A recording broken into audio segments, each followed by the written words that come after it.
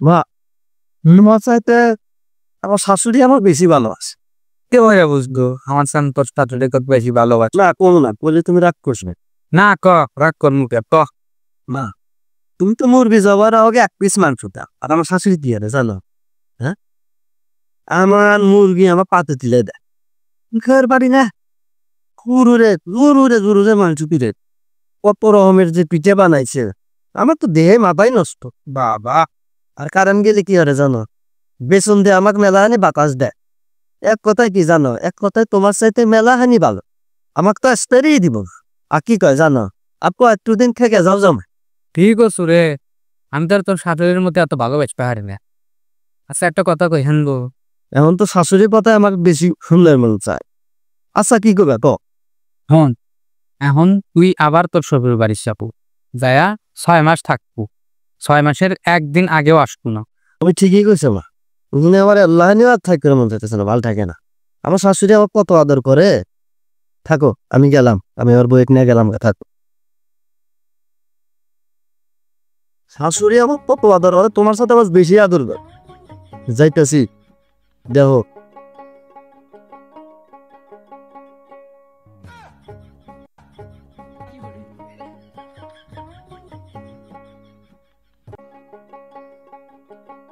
আমি তাহলে গেলাম।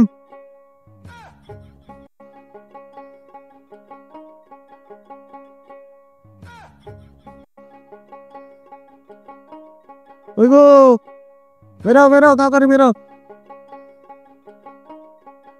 তো দেরি করলে। রাখো তো তোমার দেরি, আর এই ব্যাগটা নিয়ে কি আসা যায় না? ধর তোমার ব্যাগ। আসো।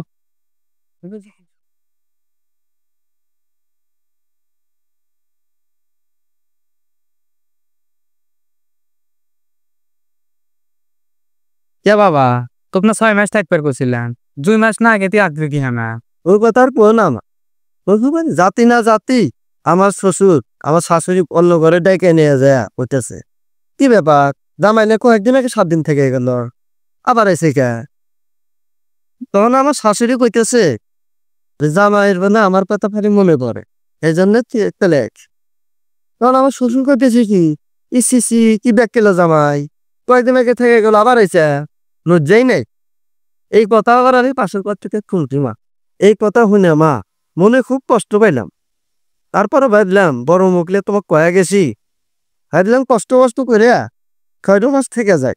তারপরে কি হয়েছে মা জানো, 2 দিন না যাতে যাতে মুরগি তো দূরের কথা, ভাত মাছও জোটে না।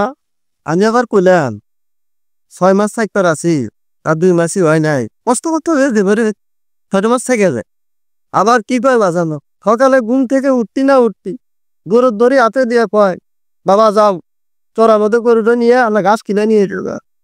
তোর কাশি আর বস্তা দিয়ে কি কয় জানো, কয় যে চড়ার মধ্যে থেকে আসার সময় গরুর লেগে গরুটি ঘাস কেটে নিয়ে এসো। আবার দিন বসে বসে থাকবে বসে বসে খাবে, তাই কোনোদিন হয়। আবার কয়েকদিন পরে সকালবেলা কি করে জানো, জাল হাতে ধরে দিয়ে কয় যে পুকুরতে নাহলে মাছ মেরে নিয়ে এসো। কয়েকদিন পরে কি হয়েছে মা জানো, আমার তো সেই জ্বর। তো ঘরের মধ্যে বউ আমার মাথায় পানি গেলতেছে।